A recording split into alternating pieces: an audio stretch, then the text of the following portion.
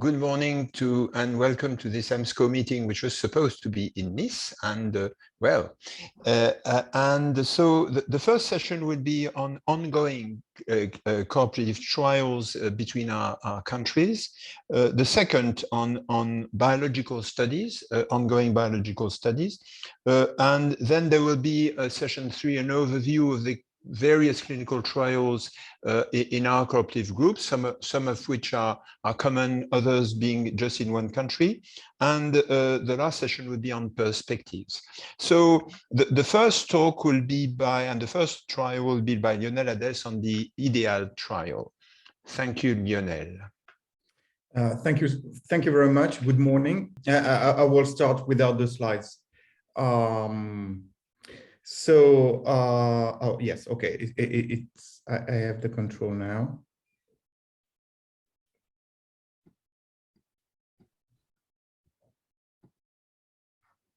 So I will talk about the Edl study that is dedicated to myelodysplastic syndrome with IDH2 mutation and sorry. You know that IDH1 or IDH2 mutation are not very frequent in MDS, but they can be observed in about 10% of the patients. And it should be noted that they are more frequent in patients having failed hypomethylating agents. So they might occur during the course of the disease, especially in resistant form to hypomethylating agents. And it has been shown that those mutations are mutually exclusive, IDH2 and SF3B1, and also IDH2 and TET2. So they represent a specific entity maybe in patients with MDS. You also know that the IDH2 inhibitor that is called enazidenib is approved, at least in the US, for patients with AML resistant or refractory to intensive chemotherapy. And as a single agent, this oral drug is able to induce around 30% of response, including complete remission and complete remission with incomplete blood recovery. And the median overall survival for this poor risk population, I mean, patients with refractory or resistant AML, is around 8 months. But there are some patients with long-term survival when treated with enazidenib. And this is especially the case when patients achieve a good reduction and even a molecular remission of the disease assessed by MRD evaluation. While a little is known on the role of enazidenib in patients with myelodysplastic syndromes, there was this paper that was published in the Lancet Hematology that was a sub-analysis of the AML trial, including 17 patients with IDH2 mutated MDS. Those patients were either previously treated with hypomethylating agents or relapsing after stem cell transplant. And despite this poor risk population, as you can see, the overall response rate was 53%, and the median overall survival was quite nice, with a median overall survival of about 17 months. Of course, there was a limited number of patients that have been enrolled in that trial, but it was a good signal. Few words on the combination of enazidenib and azacitidine as a first-line therapy in patients with IDH2 mutation and AML. It's not a trial for MDS, it was a trial for AML. And the patient with IDH2 mutation and a newly diagnosed AML were randomized to receive either azacitidine alone or a combination of azacitidine and enazidenib. And this trial was presented several times by Courtney DiNardo at different meetings and was recently published in Lancet Hematology, showing that the combination of the two drugs was able to induce a quite nice response rate compared to azacitidine alone, because with the combination, 54% of the patients achieved a complete remission compared to only 12% when treated with azacitidine alone. So there was a significant advantage in terms of response. Nevertheless, the event-free survival, even if it was better for patients treated with the combination, it was not statistically significant, the difference, but the number of patients that have been enrolled were not very large. That might explain why it was not statistically different. And the overall survival was not different, but most of the patients, at least half of the patients who were treated with azacitidine alone, were subsequently treated with either venetoclax or enazidenib at the time of failure. So it might explain why the survival was not different across the two arms. Do we have any other information of the role of enazidenib in patients with high-risk MDS? Well, we have some preliminary results from the US from a phase 2 study evaluating IDH2 inhibitor enazidenib in high-risk MDS with IDH2 mutation. And this trial was presented at last EHA meeting. Patients were untreated, were treated as a first line were treated with a combination of enazidenib and azacitidine, and patients having failed hypomethylating agents were treated with enazidenib as a single agent. As you can see, the number of patients was quite small at that time, 25 for the combination as first-line therapy, and 21 with enazidenib as a second-line therapy, as a monotherapy. This is the results of the combination. The median follow-up was quite short, less than a year, but at the end you can see that the vast majority of the patients achieved, in a way, a response. Many responses were complete remission or partial remission. And as you can see, the median overall survival was quite impressive, with a 1-year survival of 76%. Of course, this is very preliminary with a short median follow-up, but it was of interest. In Arm B, in patients having failed hypomethylating agents, the median follow-up was a little bit longer, almost 2 years.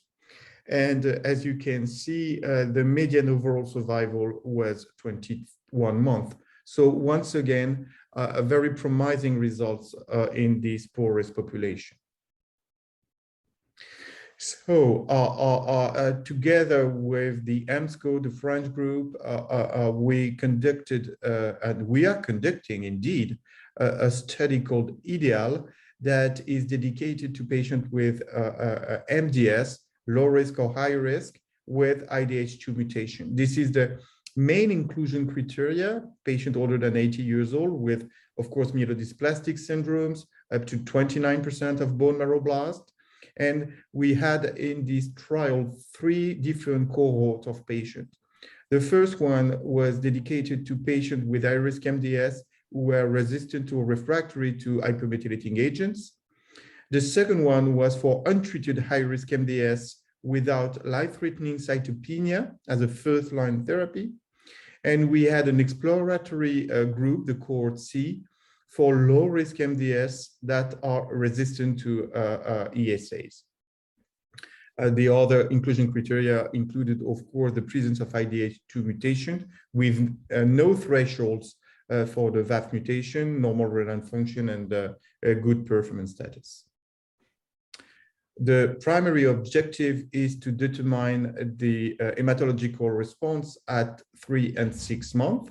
And we have also secondary objectives that are the usual one: the duration of response, the time to EML, the survival, and also the adverse events, of course, and some correlative studies that will be conducted by Raphael in Saint-Louis.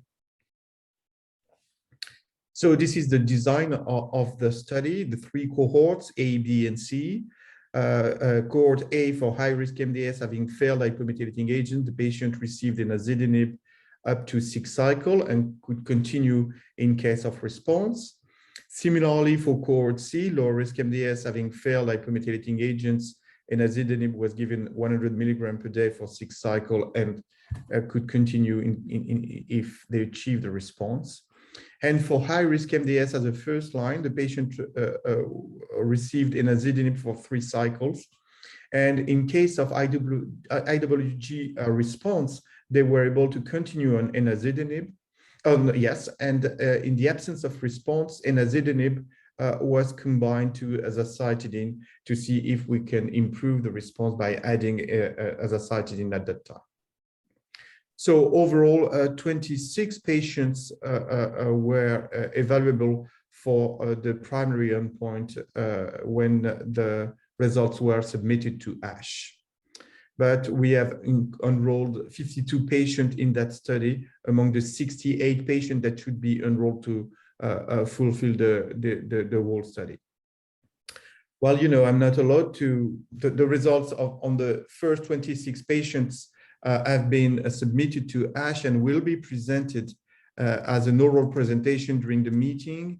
For stupid reasons, I'm not allowed to present the results, as you know, but the results are available since this morning on the ASH website.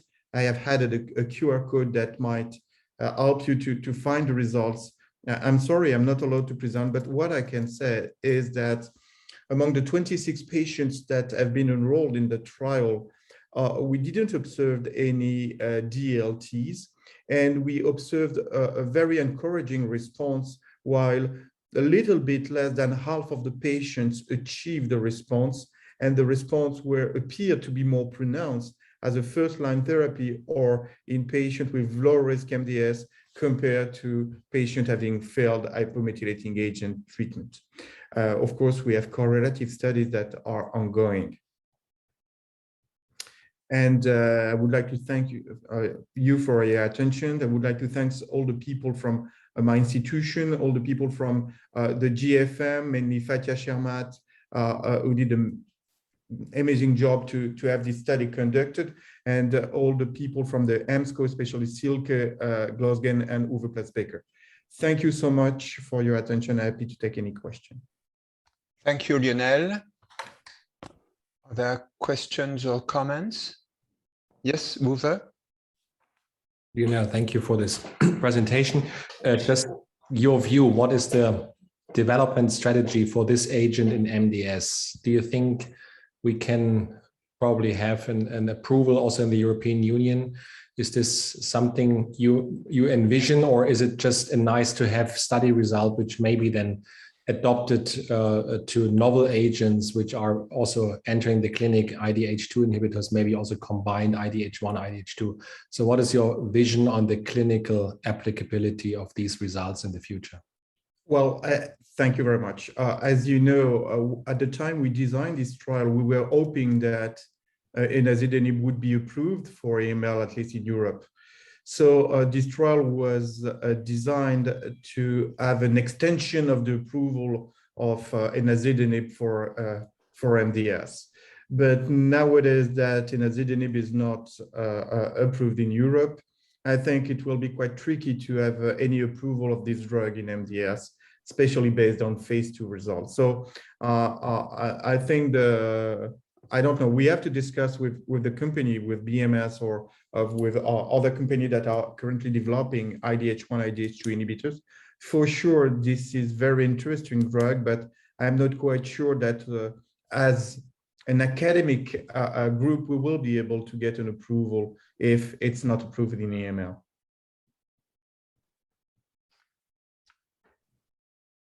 Okay, any other comments or? No? Okay, so we'll move to the twin study with in patients with IDH1 mutation with Marie-Sebert. Good morning, everyone. I will try to share my screen. Can you see the screen? Yes. Can you hear me? Yes. Okay. So I will talk today about the IDIOME study. As Pierre says, is the little brother of the Edl study. It's about ivosidenib monotherapy with addition of azacitidine in non-responders in patients with IDH1 mutated MDS. This is also the phase 2 study by the GFM group.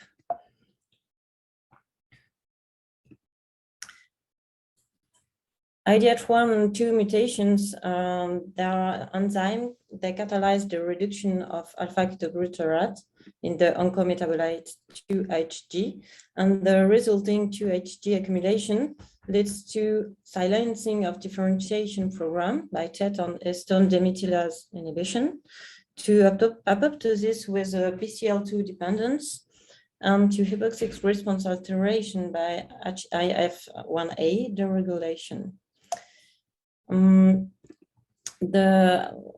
As Lionel says, about 10% of MDS had IDH1 or IDH2 mutations. These mutations are associated with age and with a high rate of progression to AML. Ivosidenib is a first-in-class oral targeted inhibitor of the mutant IDH1 enzyme, and is now approved in the US for the treatment in AML with IDH1 mutation, and in adults with newly diagnosed AML who are older than 75 years of age and who have comorbidities that preclude the use of intensive chemotherapy in patients with refractory or relapsed AML. In this study reported in relapsed refractory AML, 12 patients had MDS with an overall response rate about 90%. It was quite encouraging for MDS patients. In this study, ivosidenib was reported to induce durable remission in patients with newly diagnosed IDH1 mutant acute myeloid leukemia. The overall response rate in this study was also encouraging, with a median duration of response who was 18 months. Ivosidenib was also reported associated with azacitidine in newly diagnosed acute myeloid leukemia with an overall response rate of 78%. So we design this study with ivosidenib is the same design as the Edl study. So there are 3 cohorts representing actually all the MDS patients, because in the first cohort is patients with high-risk MDS who failed to achieve azacitidine response. They received ivosidenib 500 milligram during 6 cycles. So that's for the cohort A. In the cohort B, it's for patients with untreated high-risk MDS without life-threatening cytopenia. They received ivosidenib during 3 cycles. Then after the evaluation, if they respond, they continue with ivo alone. And when those patients failed to achieve response, we had azacitidine with a standard dose during 6 cycles. And then after we look at the response. There is the cohort C, which represent low-risk MDS patients having failed to respond to EPO. They receive ivosidenib at the same dose, and then they were evaluated after 6 cycles for response. So that's the inclusion in this trial. 39 patients today were included. We plan to include 68 patients. 10 patients are screening failure, mainly because of the IDH1 mutation. 13 patients were on therapy and 12 patients died during the study, and that's the representation of the inclusion during the months. And as you can say, COVID maybe has an impact on this inclusion, but now it's ongoing, and we hope that more patients will be included in next months. So we have yet 18 patients in cohort A, and 13 will be presented at ASH. For cohort B, it's 19 patients, 11 will be presented, and 2 in cohort C. So at the end, 26 patients will be presented at the ASH meeting on oral presentation.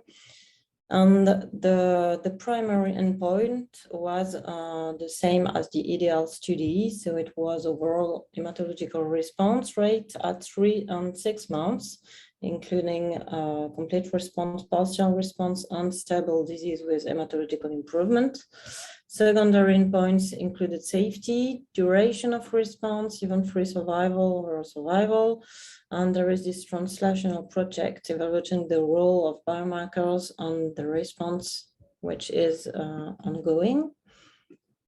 And what I can say for the response on the 26 patients evaluated for the ASH is that for the cohort B, there is very encouraging result, more than encouraging.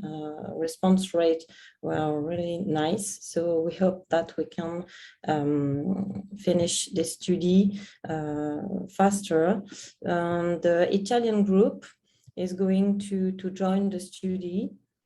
Now ethics committee are evaluating the situation, but we hope that the Italian will join us very soon to complete the study. And with that, I will thank everyone from the GFM, Fatia Shamat, Pierre FENAUX, every biologist who works on the study, the clinician who included patients, and the EMSCO, and all of you for your attention. Okay, thank you very much, Marie. I wonder if there are questions or comments.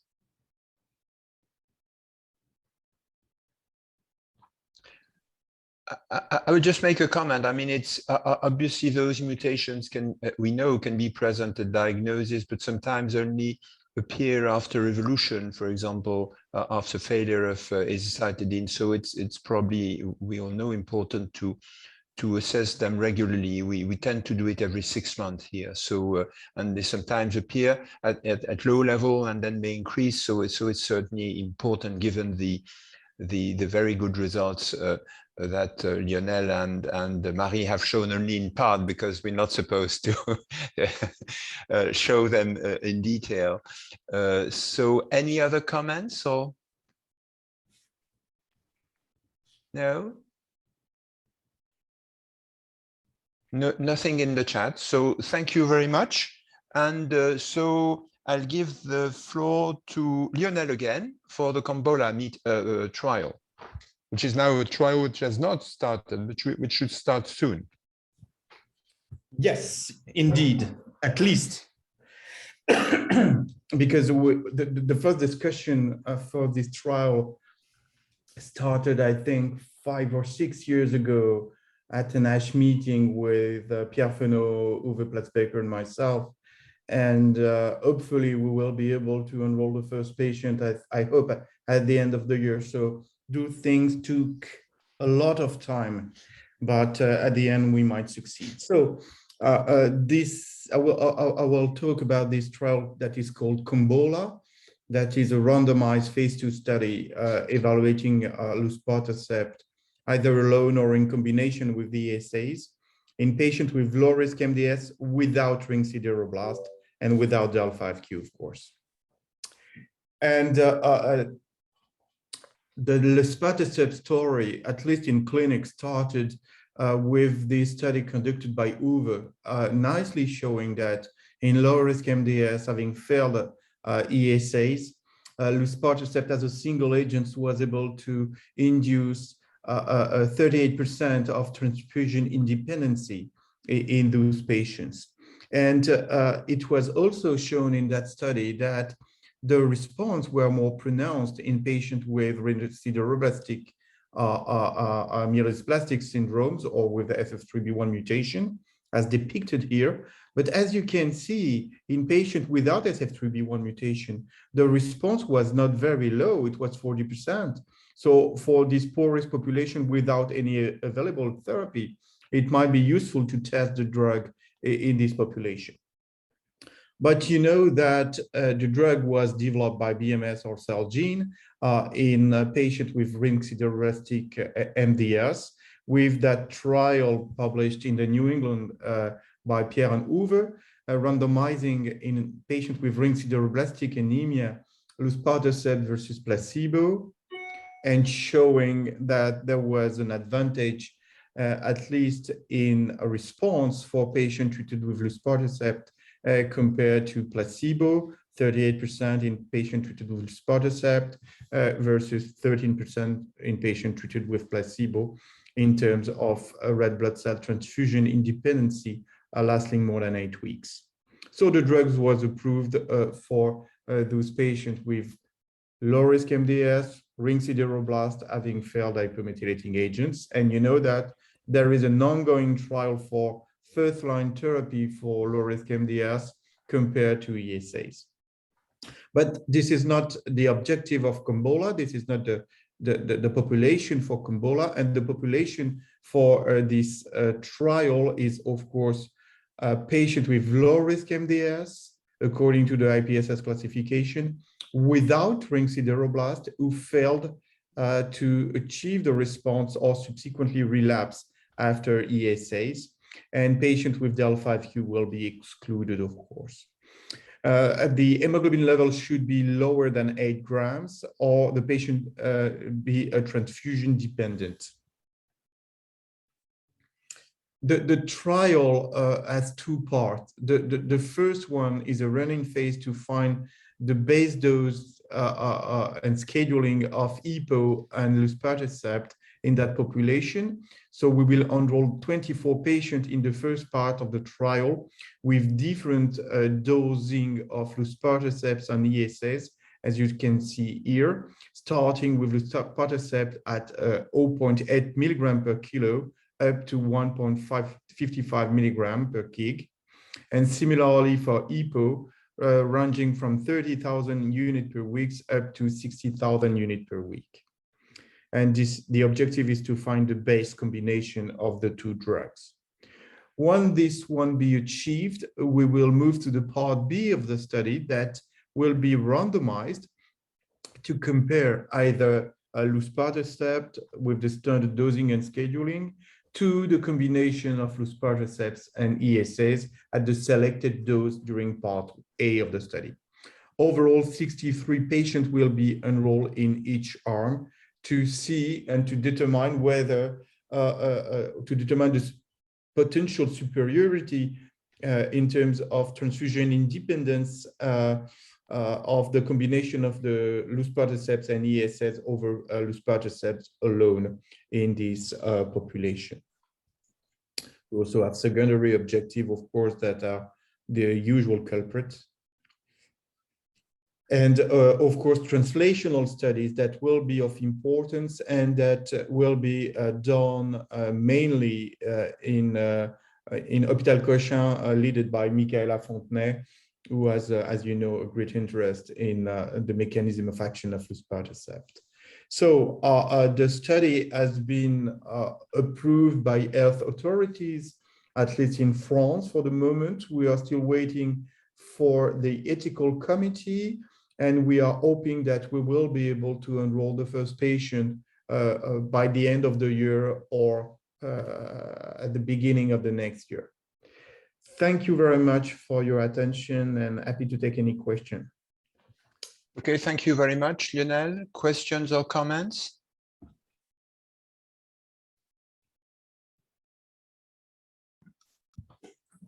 Can I have a... Yes, Uwe. Yeah. Lionel, thank you for the nice presentation. And it's unfortunate that Germany can't participate, the reasons, because of we didn't find any sponsor for the EPO in Germany. It can't be given like a standard of care, so therefore we could not be part of it, just as for transparency. I mean, you know it, but maybe others don't know. Just a question from the medalist trial and also from the PACE study. We know that EPO levels actually go up in patients exposed to luspatercept, so they sometimes double. So there's an endogenous increase of EPO irrespective of response. Will you measure also EPO levels, and will you also put this into your consideration for the also maybe for the rationale of the trial? Yeah. Yeah, sure. Of course. Well, as you know, there are in vitro data suggesting that the combination of the 2 drugs might be more potent than each drug used as a single agent, but of course it's in vitro. And of course we have planned to measure many parameters, including EPO level, and to see whether it might impact the response or not of the combination.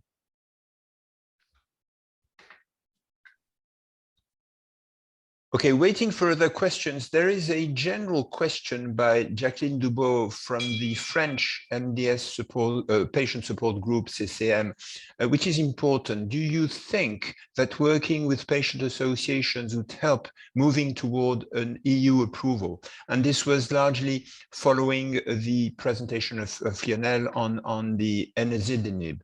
Now, what can be said, and before opening, because we have some time, I mean, we are a bit ahead of schedule, that after approval of luspatercept in Europe, the drug was approved for reimbursement and treatment at home in France, to a large extent based on the report of CCM that said that, well, this is a drug that's probably not going to improve survival, but that will improve quality of life. So this is at a country level. Now, at a European level, I've seen at EMA, I remember the role of a patient support group for the filing of arsenic in acute promyelocytic leukemia. The situation was different. The company did not want to file.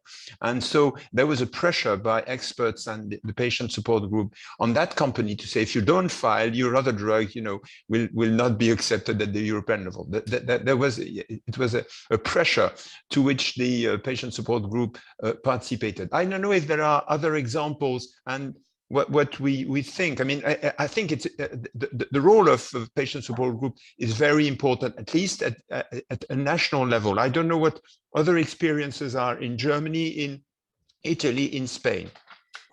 Yeah. Should I say something or Spain, Spain or whatever? I mean, sorry, I don't. Ladies first, maybe Spain. Maria? Okay, in Spain we are waiting for luspatercept for the reimbursement of the drug, and is probably expected in January 2022. And we are always very close, in a very close relationship with agency, because in Spain, as all you know, the general treatment is always supported by the health public system, and is necessary for us to have this approval for use the drugs. And for example, we have a situation regarding big cells that is not allowed to be used in MDS patients or in AML patients, because it's not a financial support for the Ministry of Health, and we cannot use this drug instead of this approval for the EMA. But do we have a specific patient support group for MDS in Spain? I mean, we have one in France. Yeah. Sorry. No, for a specific MDS is not in Spain. Okay. And Germany, Uwe?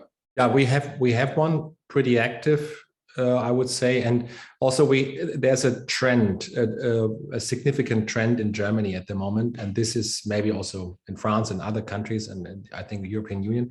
If we apply for funding, like German Cancer Aid or German Research Council for clinical trials, they want now, this is mandatory, a statement, and also even you can ask for a budget for patient organizations. So to get a trial approved for funding by national agencies is mandatory to have patient organization involved into the trial design.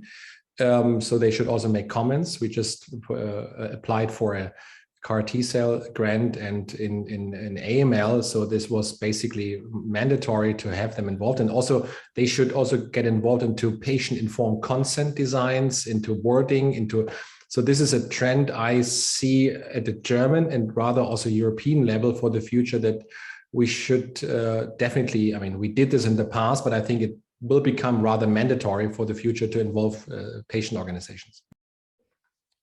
Okay, and what about Italia, Valeria?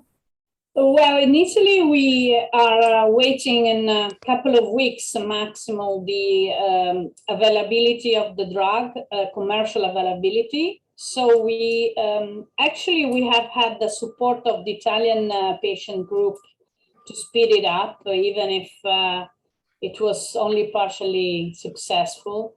So when we have a new study, we have to take into account that we actually have the drug available. So it will not be so easy to plan an investigational study now that the drug is available for everyone. We plan to study the patients that we included. We have more than 200 patients that we are evaluating, and we will see how we can develop our further studies. But it's a little bit difficult to find a grant for further studies now. But do you have a specific patient support group for MDS in Italy, or? Yes. Okay. We have a patient group that is quite active, and it is actually it has reached better than us the health authorities. So I think they are very successful and active in promoting their needs. And of course, they are involved in our decisions. Are there other countries represented that would like to comment or react?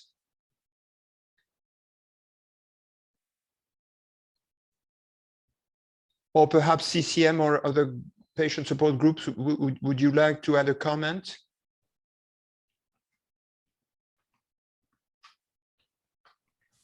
Okay, no, so thank you. So the next talk is the presentation of the SINTRA-REV trial by María Diez Campello from the Grupo Español de los SMD, in cooperation with the other groups, of course. Yes, thank you very much. Can you see my? No? We can. You can? Okay. I can. Yes, okay. Thank you very much for this invitation. I'm going to present the results of the phase 3 study called SINTRA-REV of lenalidomide versus placebo in patients with lower risk MDS and del(5q and non-transfusion dependency. These are the results of the interim analysis performed last year and presented in the last AS meeting. And this study had been developed in collaboration with the GFM and the Dutch MDS group, as well as the GESMD. As all you know, low-risk MDS patients with del(5q generally presented with anemia and transfusion requirements. And regarding the data for the non-transfusion dependent patients of the Spanish team, the median time for this anemic non-transfusion dependent to develop transfusion dependency is about 1.7 years.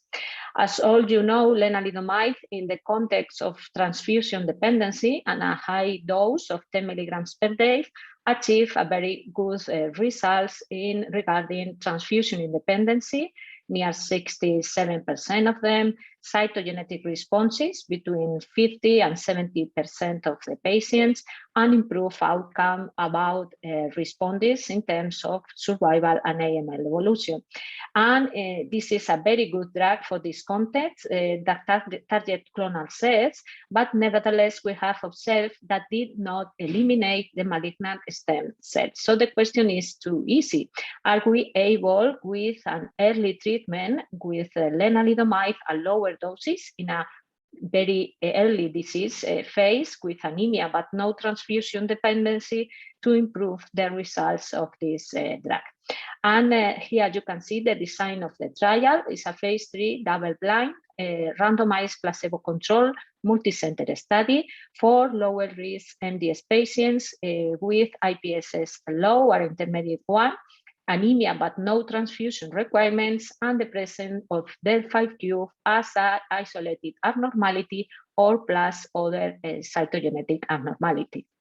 The patients were randomized in a 2:1 ratio to receive lenalidomide at low doses, and this is 5 milligrams per day during 28 days versus placebo during a treatment phase of 2 years. And after that, all patients withdraw the treatment and were followed for another follow-up phase of 2 more years. As you can see in the slide, the recruitment in this trial was very long, was very prolonged. We started on February 2010 and we finished in 2018 due to this peculiarity of the non-transfusion dependency of the patients. And here you can see the main objective of the study. It was to assess efficacy. We'd like to know if lenalidomide prolongs the period of time until transfusion dependency and disease progression in this trial as compared to the current standard approach for this patient, that is observation and monitoring.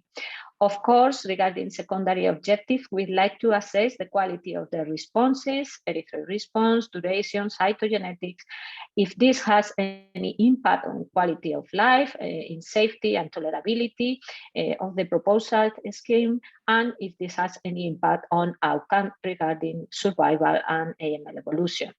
And the results of this interim analysis was presented, as I previously commented on the last AS meeting, when all the patients completed the treatment phase in March 2020, and we analyzed efficacy and safety.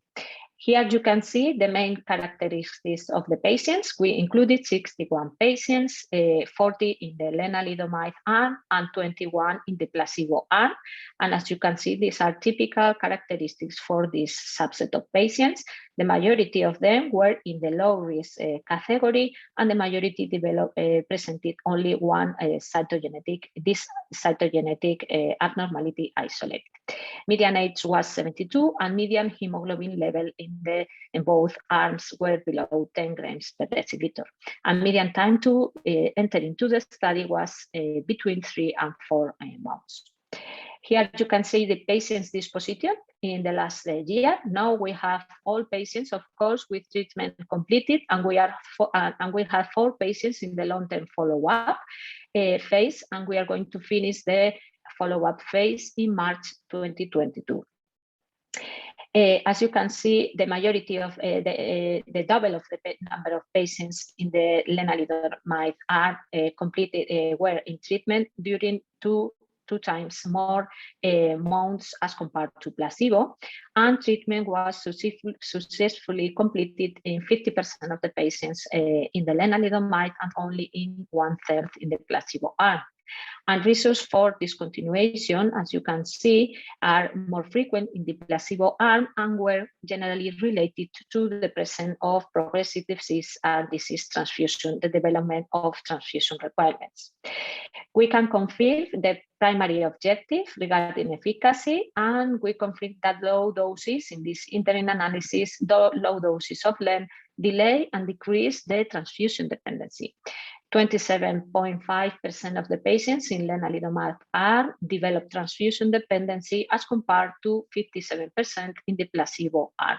And this was translated in a decrease in the risk of developed transfusion dependency in 61%.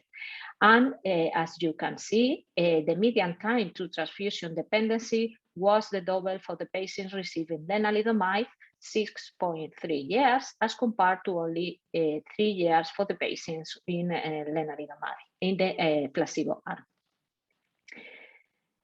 Here we can observe the results of the secondary endpoints, and the erythroid response is very high in this arm. 72% of the patients reached erythroid response. Remember that this was patients in transfusion, without transfusion.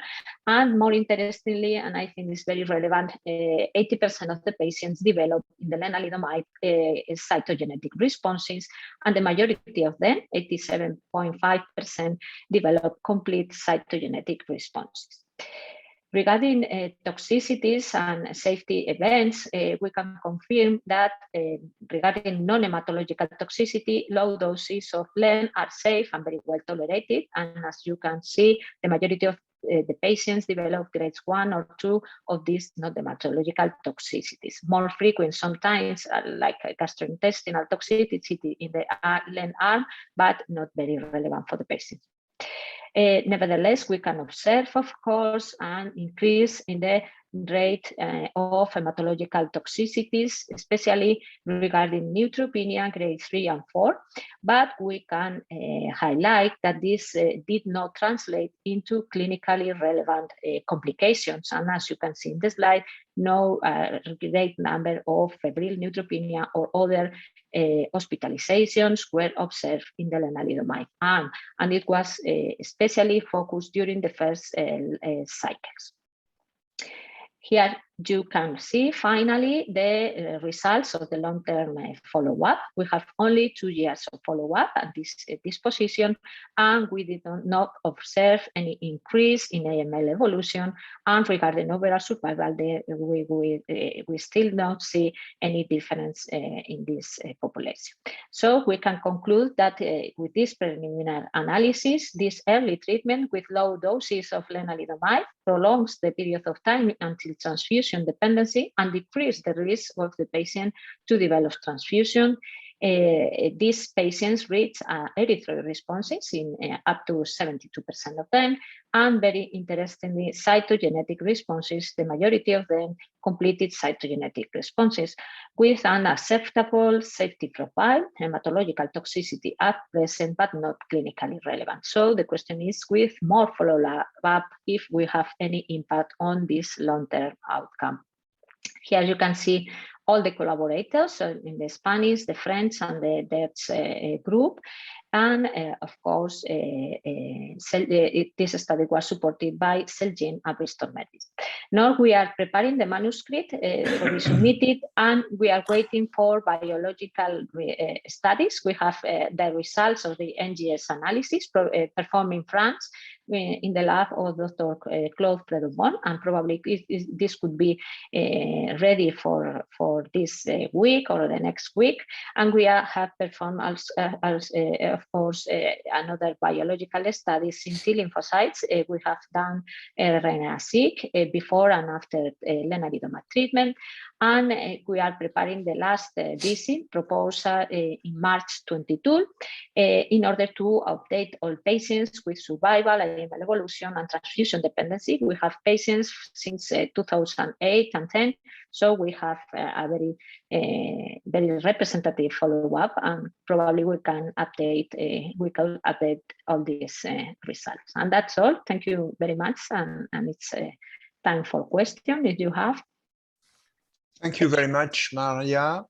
Questions or comments? I have one. May I start? Yeah. Thank you very much for this very elegant presentation. I was wondering whether you had information on the duration of response. Do you have any data suggesting that early introduction of lenalidomide might drive longer response than late introduction of lenalidomide?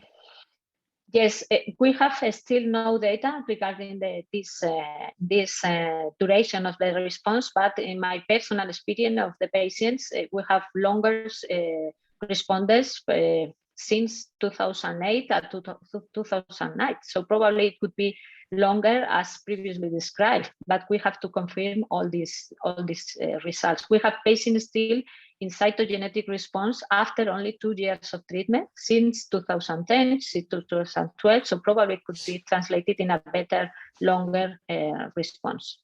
But because I think this will be a key message for the patient, that early introduction might lead to better duration of response. Yes, yes, okay. We think so. Valeria? Yes, nice, very nice study. I like it. Maybe you do not have the data yet, as you mentioned, but do you have any idea whether you selected in some cases TP53 clones, or you had a progression in terms of cytogenetics? Yes, this is one thing that is in which we are very wondering to look at, because we don't know what happened, and we don't have still data of NGS at diagnosis and during disease evolution. But regarding cytogenetic, we didn't see any clonal evolution in the patients analyzed. So, but we have to confirm, of course, with data of NDS, and probably it could be rather in the few months. Because you remember some years ago there was this huge discussion about selection of TP53 small clones at diagnosis and then progression, but you didn't see actually rate of progression, and therefore, and the patients were all del5q +1 or del5q? Yes, the majority of them were isolated del5q, and we have only 10% of them with +1 cytogenetic abnormality. Yeah. Thank you. I think this is a very important study because we know that although it's considered low risk, I mean, 25% also of del5q patients progress to AML. So perhaps if we can reduce the size of the clone earlier, because we know that probably the lenalidomide cannot eradicate the multipotent stem cells. Although I'm impressed by your cytogenetic complete response rate, which suggests that by reducing the clone size, indeed we may delay progression. With regards to TP53 mutation, it will be interesting to see when they occur and what stimulates them or not. But unfortunately, on 60 patients, that will be difficult because we expect that only about 20%. So it means that 12 or so will be positive at some point. So it will be difficult to see the effect of lenalidomide. But the results are pending. I know Claude Prodhomme is sending them within a few days or even today, I think. But so it's really a great study, and potentially, I mean, using 10 milligrams would even be more efficacious, but that's okay. I wonder regarding toxicity, because with these doses, hematological toxicity is not clinically relevant, but probably then it could be higher. Any other comments or questions? Uwe?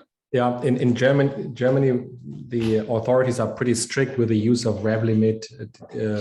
I mean, they have been very strict with regards to Revlimid concerning del5q single abnormality and also transfusion dependence. So your trial, well, let's say it's, I think, highlights the earlier introduction of Revlimid as a also potential disease modifier, improving outcome, and so on. So, do you think this study will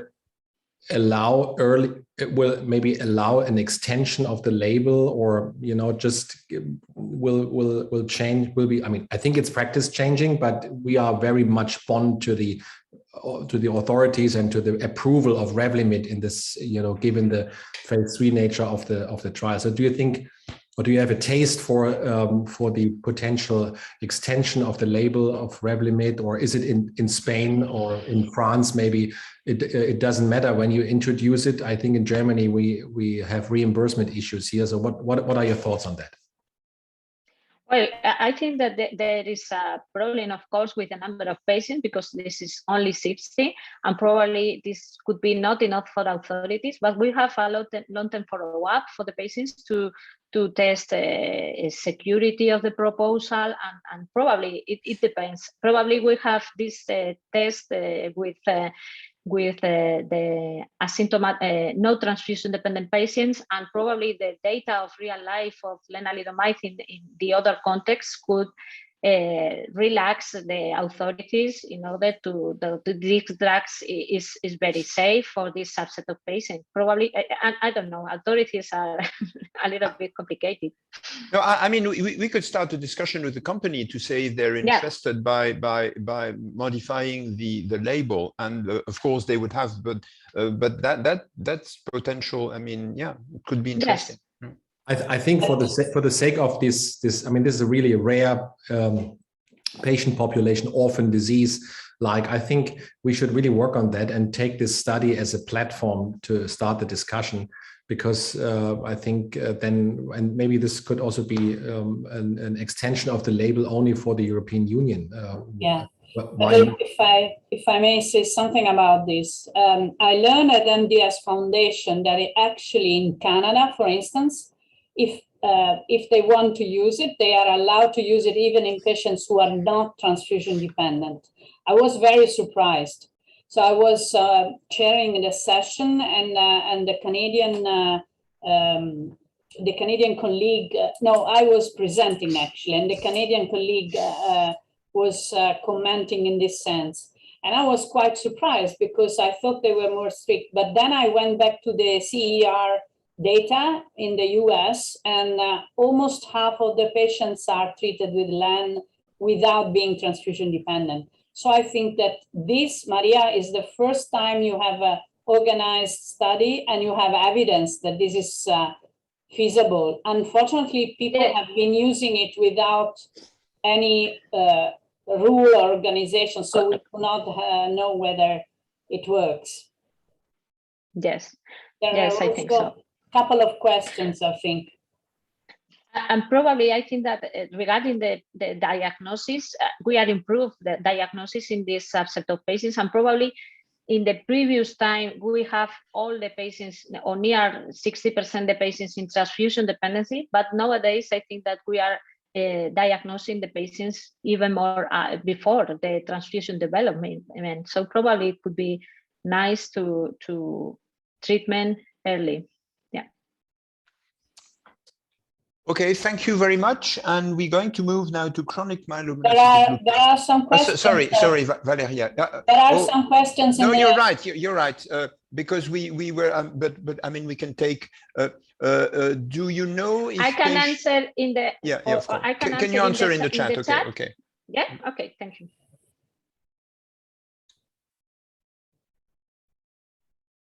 So there's a question, don't you think that beginning with LENA at 10 milligrams and then reducing at 5 milligrams would, when response is obtained, could be an option to improve results and responses in this patient setting?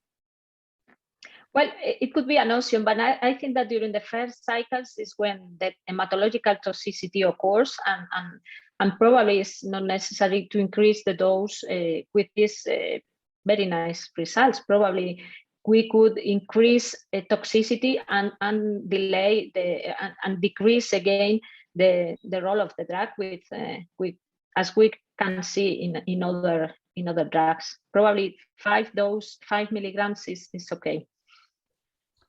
And there's another question by Elena Crisa from Italy. Do you know if patients who achieve complete cytogenetic response maintained it over time? Yes, we have seen several patients with a long-term follow-up, and that is still in complete cytogenetic response. Yeah, after several years. Okay, so thank you very much, and we'll move to chronic myelomonocytic leukemia with presentation of DACOTA trial results by Raphael ITZYKSON.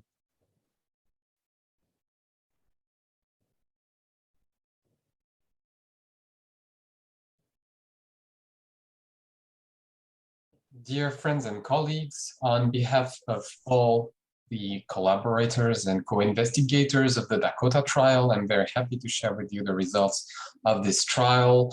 The first presentation of this, of the results of the DACOTA trial has been made at the 2020 ASH annual meeting.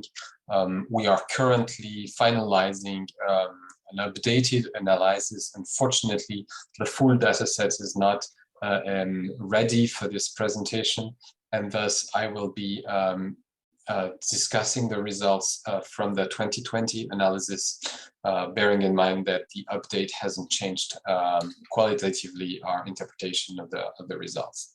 So the DACOTA trial is a randomized phase 3 trial that compared decitabine versus hydroxyurea for patients with advanced proliferative CMML.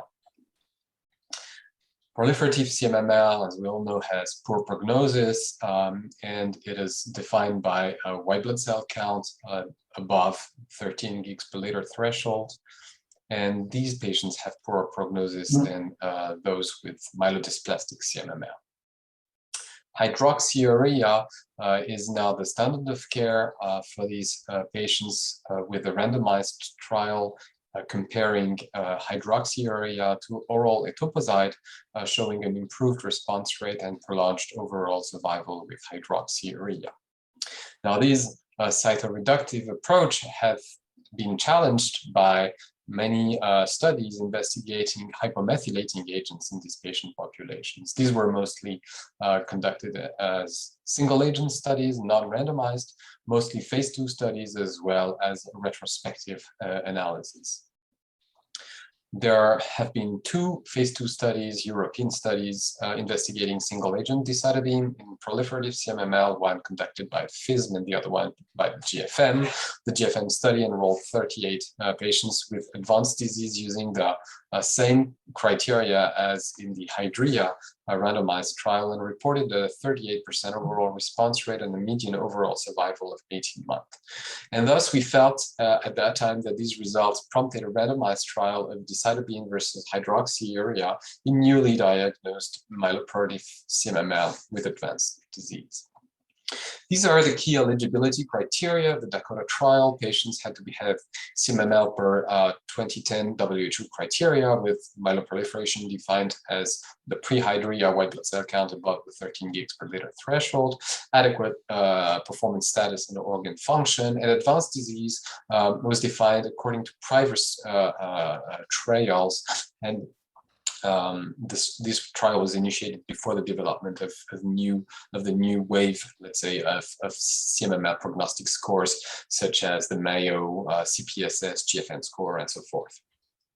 So patients were defined as having advanced disease if they had at least 2 criteria amongst the following list: so nexus of blasts, clonal cytogenetic abnormality, and anemia lower than 10 gigs per liter, or requesting a regular red cell transplantation, red blood cell transfusion, sorry, a neutrophil count greater than 16 gigs per liter, a platelet count lower than 100 gigs per liter, splenomegaly below costal margin, or if they didn't have 2 of these criteria, the presence of a documented, pathologically documented extramedullary disease aside from splenomegaly was sufficient to consider a patient as having advanced disease.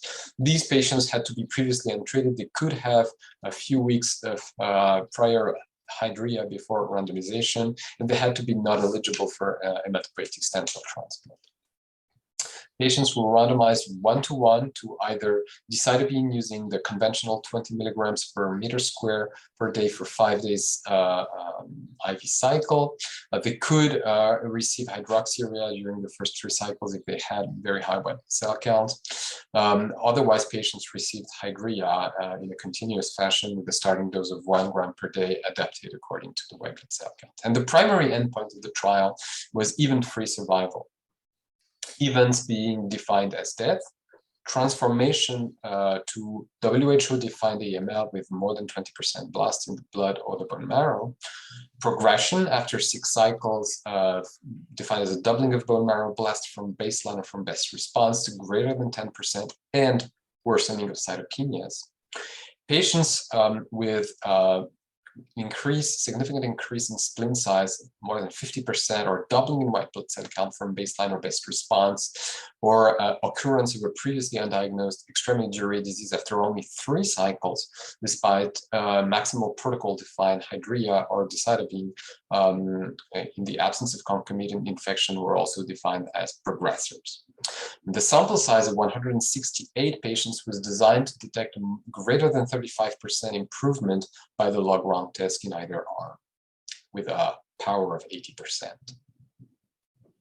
This is the study population from roughly 50 centers in France, Germany, and Italy that were enrolled over a 5-year period, randomized to the DACOTA, the decitabine DAC arm, or the hydrea arm.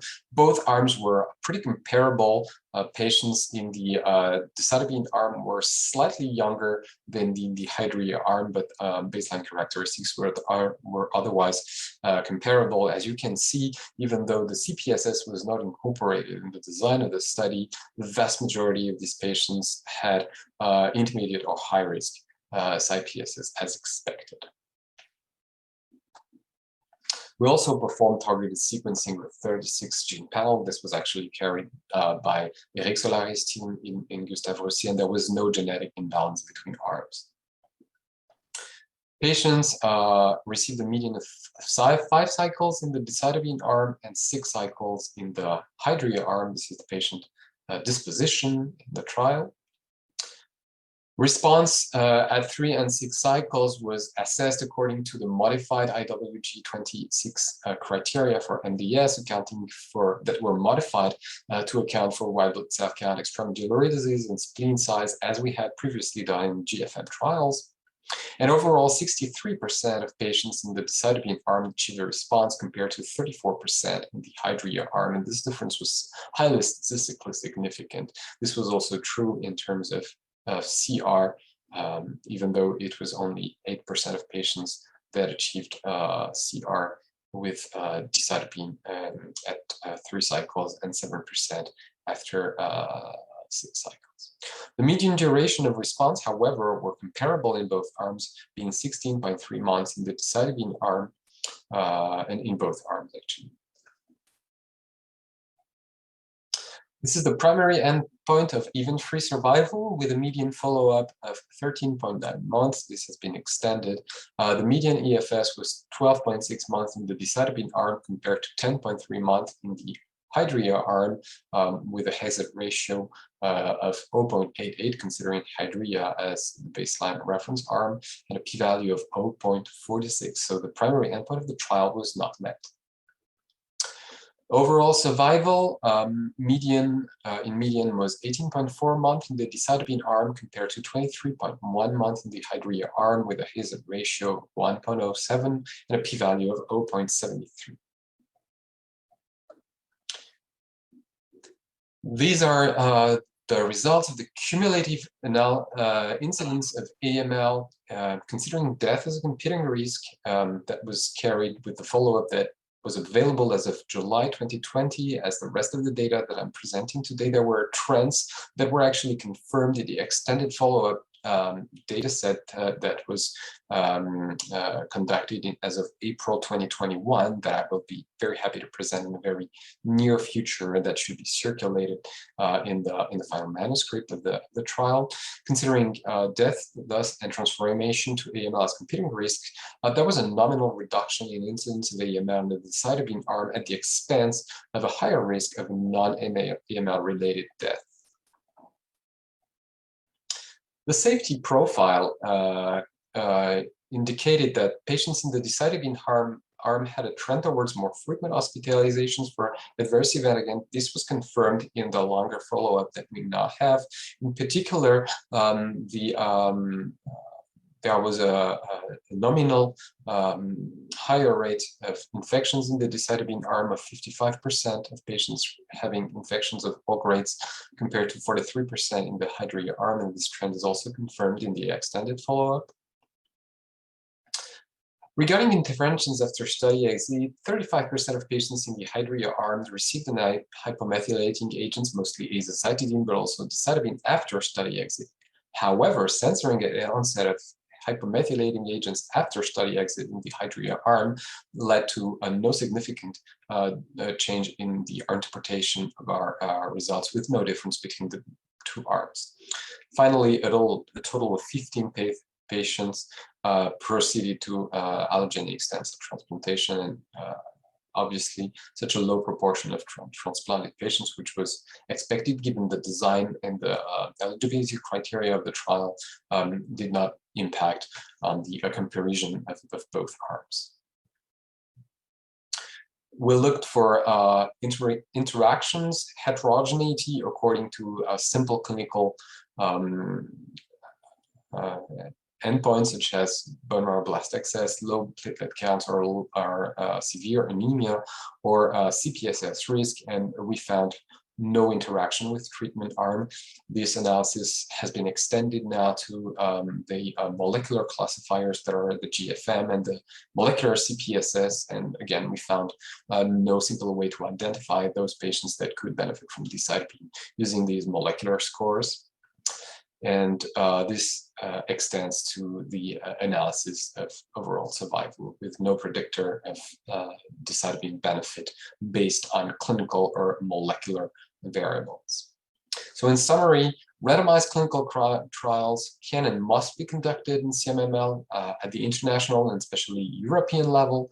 Cytoreduction with hydrea remains a valid frontline option in newly diagnosed myeloproliferative CMML, including when they have advanced disease, provided that periodic bone marrow evaluation is done and potentially more hypomethylating agents initiated in case of progression. The toxicity profile of hypomethylating agents in these populations must be better scrutinized. And this could allow us to conduct HMA-based combinations to translate the superior response rate noted with decitabine into a meaningful survival benefit. And we are eager to look at the ancillary biological studies that are being conducted by the team of Edl Study to identify biomarkers for hypomethylating agents or for hydrea in this patient population. With this, I would like to thank Valeria Santini, Uwe Platzbecker, and Pierre FENAUX, who coordinated the study in their countries, Sylvie Chevret from the St. Louis Starts department that supervised the statistical analysis of the trial, Gina Zini, Jean Goasgen, and Uri Germing for the morphology committee of the trial, Eric Solari, obviously, Nathalie Drouin for the centralized biology and genetics, Rosa Sapena, Fatia Sharma, Silke Glohagen, Martin Putrich, and Sandra Mosuto for study coordination, both at the EMSCO and participating country levels. And obviously, all are dedicated investigators and our patients. And I thank you for your attention. I apologize for not being able to be along with you guys today. I am sure that Pierre, Uwe, and Valeria will be happy to take your questions regarding this trial. Thank you very much. Okay, so we can thank Raphael. Perhaps the first comment is that this was the first trial that was done within EMSCO in 3 countries. So that really it was, we showed it was feasible and a good cooperation. We also showed that the paperwork, the legal aspects were not so difficult to work with several countries. And of course, it's a big disappointment because we really thought that we would have an advantage with a hypomethylating agent as opposed to hydrea. And so I'm not sure Raphael will present them this afternoon. I will say a word. We're trying now to develop, of course, combinations with HMAs in those patients. I wonder if there are questions or comments? No, I have only one comment. We showed several years ago already that there was a subgroup of patients with CMML with a specific signature and a methylation profile that were more prone to respond to decitabine. This could be only the way to understand whether the few patients who responded and maintained response did show the same sort of signature. You know that it's always difficult to reproduce this sort of very sophisticated molecular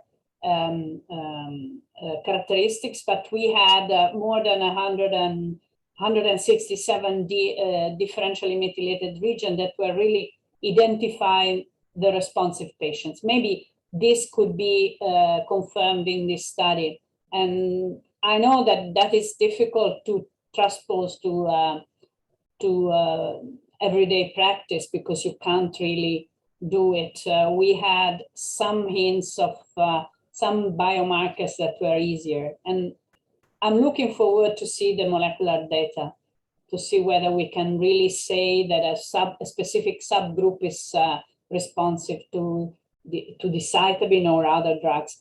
Now, I think, I don't know the data very well, but there are data from Lisa Player that are showing a good response of CMML patients to hypomethylating agents. So we should also compare our data to their data. Okay, I don't know if there are samples available for those methylation studies in the present case. There probably are, but there should be, yes, because they were planned. I know that the technique is pretty sophisticated, but I think it's, and I think in particular, Eric Solari, yeah, I mean, is accustomed to it, and probably others. And so let's see, it would be important, yes. Any other comments or questions? No? So I guess we can move to Bergamo trial with Uwe Platzbecker.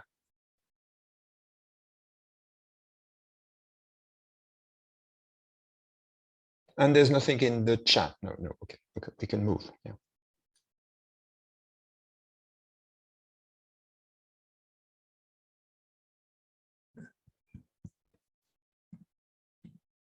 Wonderful. Can you see the slides?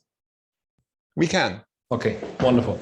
So I will just summarize two clinical trials we have been performing in the past as a European network. The first is the Bergamo trial. It's a study on bemcentinib in patients with MDS, high-risk MDS or AML, failing hypomethylating agents. And I would like to thank all the, already here at the first slide, I would like to thank all the people here on this slide and also all the people behind who made this this trial actually possible.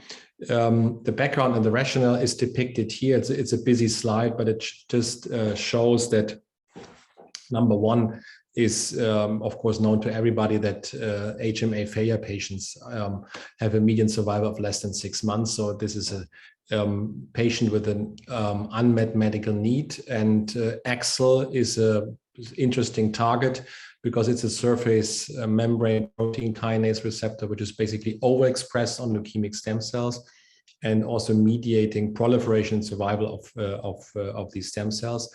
Interestingly, leukemic cells per se actively establish a suppressive environment to prevent immune attacks by co-opting a signaling axis that skews macrophages, for instance, shown here on the left side, tau, the tumor-promoting tissue repair phenotype, namely the GAS6 AXL axis.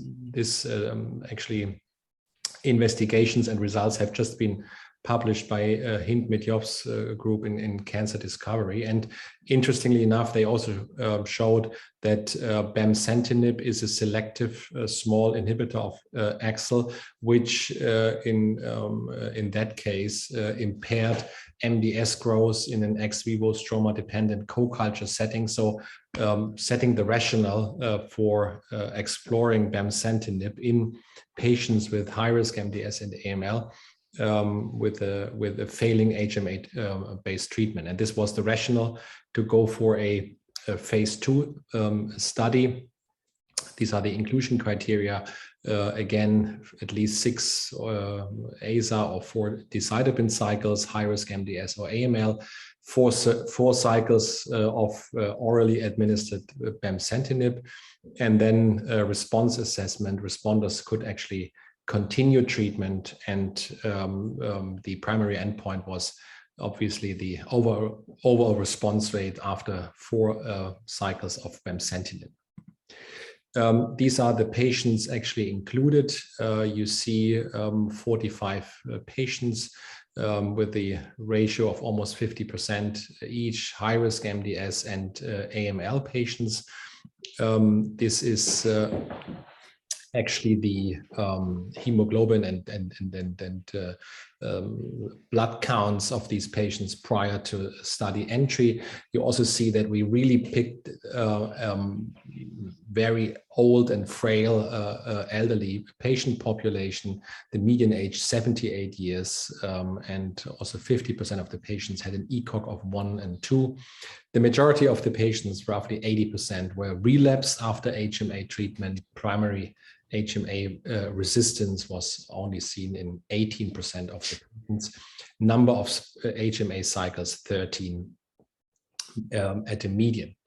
This is just one slide which summarized now the also again reviewed response rates, and rather disappointing. We had 1 CRI in a high-risk MDS patient, and we had 2 PRs in patients with MDS, high-risk MDS, and 1 patient AML. So it's basically rather modest activity. However, median duration of response was actually 24 weeks in these patients. What about AEs? Well, this is a patient population with a very high risk of complications, including infectious complications, just as an endogenous reason also for admitting to hospital. So there were actually 30% almost infectious complications, grade 3, grade 4. The drug-induced GI disturbance rather was observed in 7% of the patients, also fatigue and deterioration of general condition, 12%. So there were, of course, sometimes it's not easy to differentiate between disease-related and drug-related, but I think we can say that the drug was rather well tolerated, and the majority of these AEs were attributable to the underlying disease.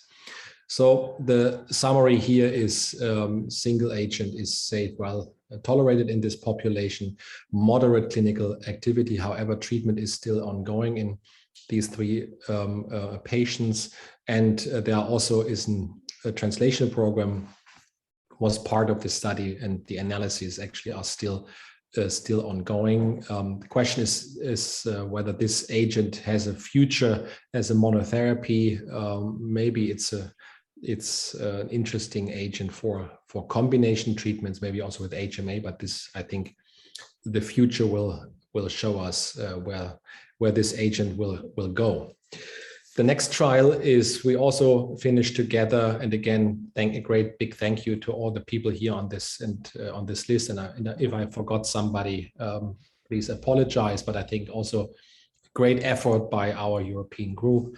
The Europe trial was actually a trial with romiplostim in lower risk MDS patients with predominant thrombocytopenia. I don't have to introduce romiplostim to this audience, but the rationale came actually from a post hoc analysis of the randomized phase 3 study of the Amgen trial, which was published a couple of years ago. And in this trial, also TPO levels were centrally assessed, and a post hoc analysis showed that TPO levels and previous platelet transfusions basically set up a model, a predictive model, like in the EPO model for anemia and ESA treatment, where patients with a low TPO level of less than 500 and low transfusion burden had a 65% chance of response, whereas patients with a high TPO level and high transfusion burden had only 17% of the patients. So therefore, this was the rationale also to go for prospective trial, where we designed basically these 3 cohorts, A, B, and C. And in order to, so the power was set up to basically provide evidence that this model is also valid in a prospective manner. And this was the design of the trial. So patients had to have at least low risk MDS with actually central morphology testing, platelets of less than 30 or less than 50 in case of significant bleeding symptoms. And then they were assigned to the respective cohorts based on the TPO level and also the platelet transfusion history. 29 trial sites, Germany, France, and the Czech Republic, and patients received 700 microgram per square, 750 microgram flat dose subcutaneously every week, and response assessment was done after 4 months of treatment. Patients could actually also continue treatment upon response. This is the patient cohort, and median age, again, 74 years. We actually had to terminate the trial a little bit earlier than considered, because recruitment, especially in the last cohorts B and C, so those with a higher TPO level or high transfusion, were actually not as expected. So therefore you see the both cohorts merged together, B and C, 28 patients, cohort A with a high likelihood, 51 patients. Serum TPO level here, 78 versus 1,700. And this is the, wow, the police is coming and getting me. No, okay, it's not getting me. I can continue. And TPO levels, of course, different.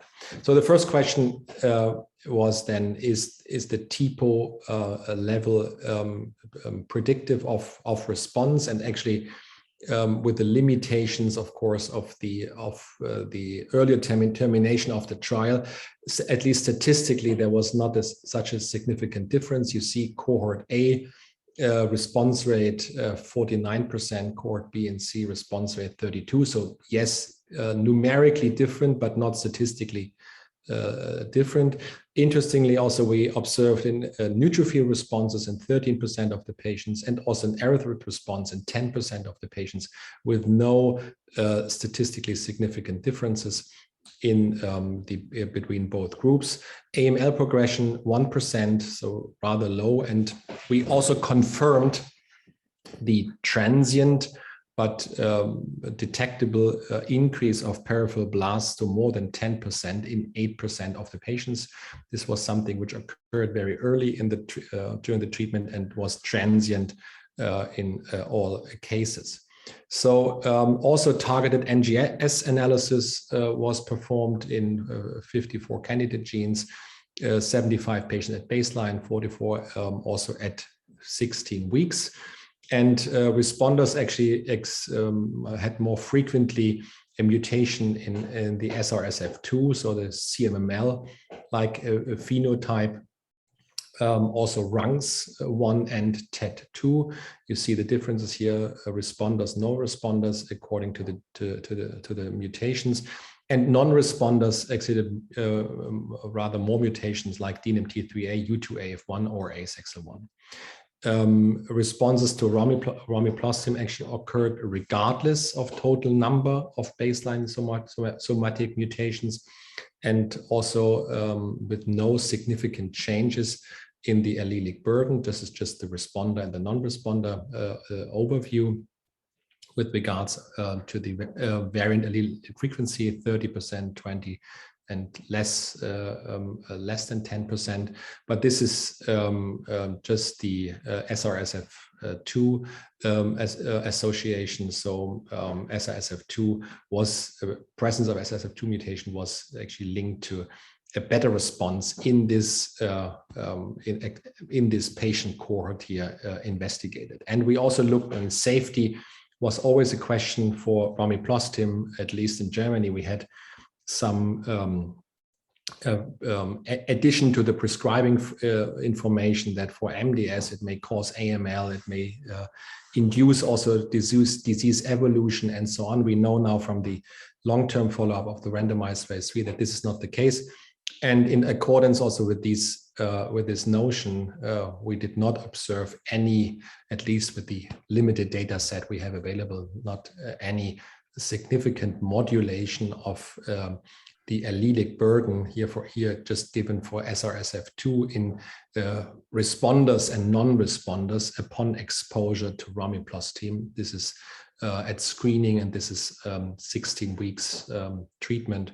So we believe also that this is some interesting information which provides some evidence that the therapy is safe and can be also active.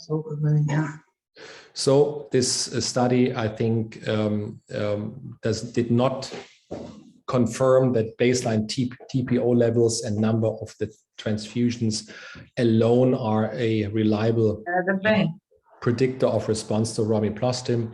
SRSF2 mutation presence was linked to a higher response rate, and there were basically no new safety signals. Thank you very much to all of you who participated in this study, and the idea is now also to write the manuscript together and submit as soon as possible. Thank you. Thank you very much, Uwe. And I wonder if there are questions or comments on those last two presentations. Lionel, I yes. just wanted to ask, thank you very much, Uwe, very nice presentation. Despite this clinical trial, we don't have access to those drugs for patients. And do you think that we should have another trial to treat those patients with thrombocytopenia, just to have a drug available, at least within a clinical trial? There are some people who can you mute your microphone when you don't speak, because okay. Flavia Rivellini, can you mute your microphone? Thank you. Lionel, excuse me. No. So what are the next steps in the short version of the question? Yeah. I will answer your question indirectly. We use these data and also the data from the phase 3 on a regular basis to apply for insurance coverage for TPO receptor agonists. I mean, also Esther Oliva published this French study, sorry. And I think there's enough evidence and also safety that these agents may be used in patients. At least in Germany, we do not get these agents reimbursed on a regular basis for our patients. So yes, there is need for maybe a subsequent trial. However, I think you all witnessed that recruitment was a real issue. I mean, these patients, they are there, yes. And for all of us here in the room, very experienced MDS people, I think we see these patients, we have these patients, but they are rare. And sometimes you basically have a snapshot, you have to snapshot of these patients on the transition towards to a higher risk MDS patients. So recruitment is an issue. It will be a huge study with 150 sites or so to really get approval of this kind of agent. But I think the medical need would be there, although it's a really small segment of MDS patients. So I don't think that with our limited also resources and without a huge funding and a huge pharmaceutical company, that we can run another study. This is the honest answer to your question. Thank you. I think, Valeria, you have raised your hand. Yes, actually it was something related to what Lionel already raised. How easy is for you to obtain these drugs off label? Because I have the sensation that it's quite difficult. There is a lot of resistance to give you the drug, at least in Italy, to give you the drug to use for thrombocytopenic patients. And sometimes we are left with empty hands with this type of patient. So I just wanted to know, you partially responded already. You answered a little bit, but Maria and Lionel, how easy is? In Spain, it's very easy, and I think it's because we have recommended in our national guidelines for NDS the use of these drugs in this context, and we have a recommendation of no excess of blast for these patients in order to not increase the blast in transient peripheral increases of blast, but generally is reimbursed and it's easy to obtain this drug.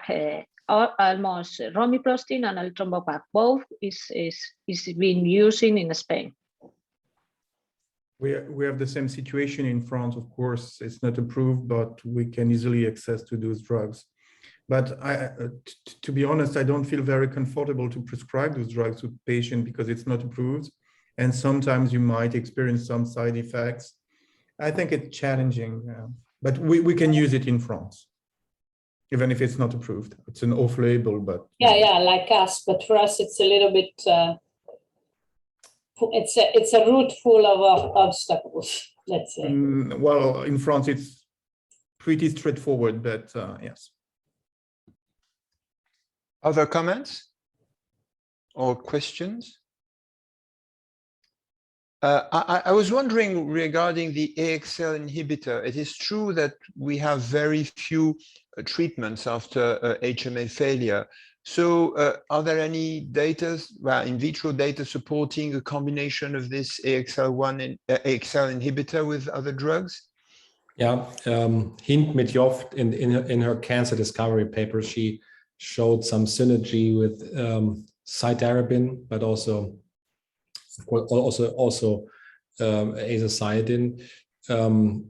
This is the available data so far. This agent actually is also explored in solid cancer with checkpoint inhibitors in lung cancer, for instance, as an immune modulator. So, but that's actually everything which is available at the moment. Because, I mean, we could consider a kind of add-on trial. I mean, in case of ASA failure, to add this inhibitor, and that could be a strategy. I mean, given the limited, once again, the limited effectiveness of all the current opportunities we have, or their myelosuppression. I mean, I'm speaking, of course, of ASA plus VEN in this situation. Yes. Yeah. Absolutely. Other questions? Maria, no? Oh, yes, Maria, you're raising your hand, yes. I'd like to say that it's brave to start a clinical trial in relapse refractory HMF failure, but it's necessary, of course.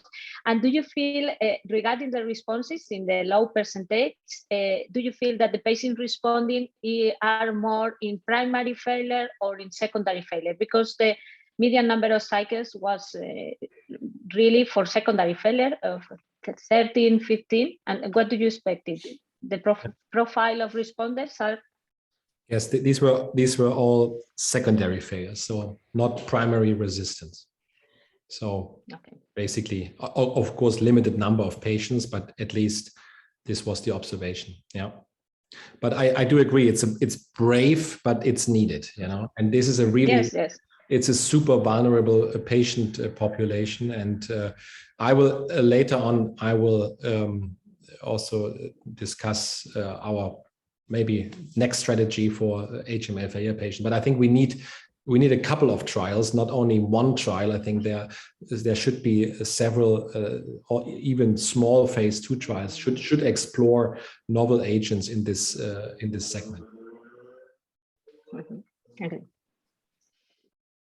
Okay, there are in the chat a few questions about CMML, and of course Raphael is not here, but perhaps we can answer to some of them. The first was by Guillermo Sanz. Was there a specific policy for prophylaxis for avoiding and treating infections during neutropenia in the trial? To my knowledge, no, and we also relied on the fact that most CMML patients initially do not have neutropenia, so potentially would have less severe neutropenia than MDS patients, but that can be, but at least to my knowledge, there was no systematic prophylaxis was suggested to centers. It was not included in the protocol, but for instance, the Italian patients, if they have in previous reiterated infections, or if they have risk factors, they do get prophylaxis. Yeah, we also, I mean, we had levofloxacin, and we used to add also an azole, I mean, posaconazole, but less often recently because we had only very few cases of aspergillosis, but that's always a subject which is discussed. The second question is by Francesco Onida.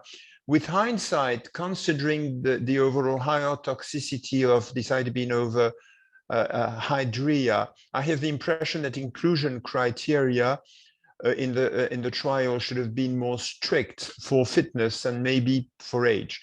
What do you think?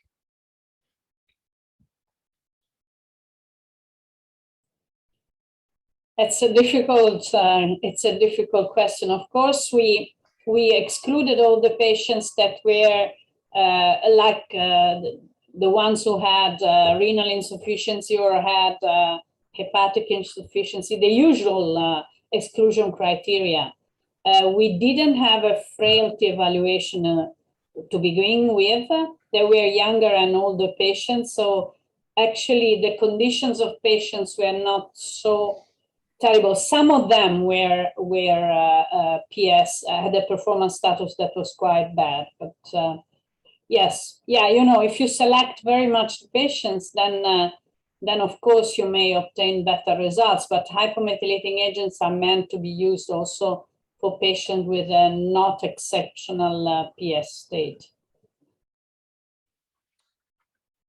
And you know, many patients had, at least for in our court, had symptoms and had a symptomatic disease. Okay. Guillermo sends a question that just came. Did you analyze outcomes by country? I guess this is again for CMML. Not to my knowledge, but I mean, we would have to ask to Raphael, but not to my knowledge. Okay, are there questions on those last two talks, or perhaps the previous one, if the previous ones, if you had any? No.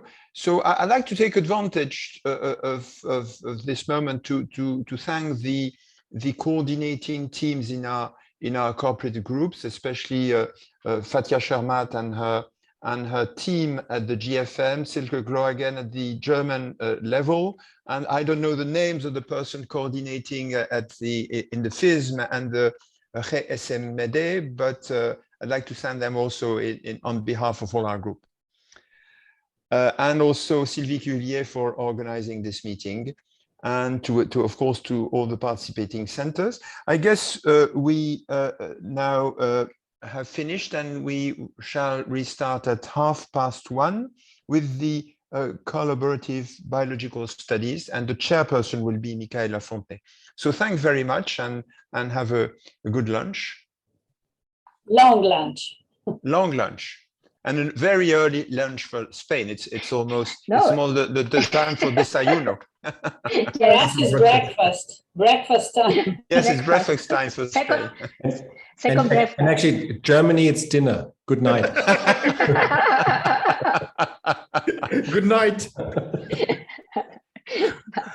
Bye.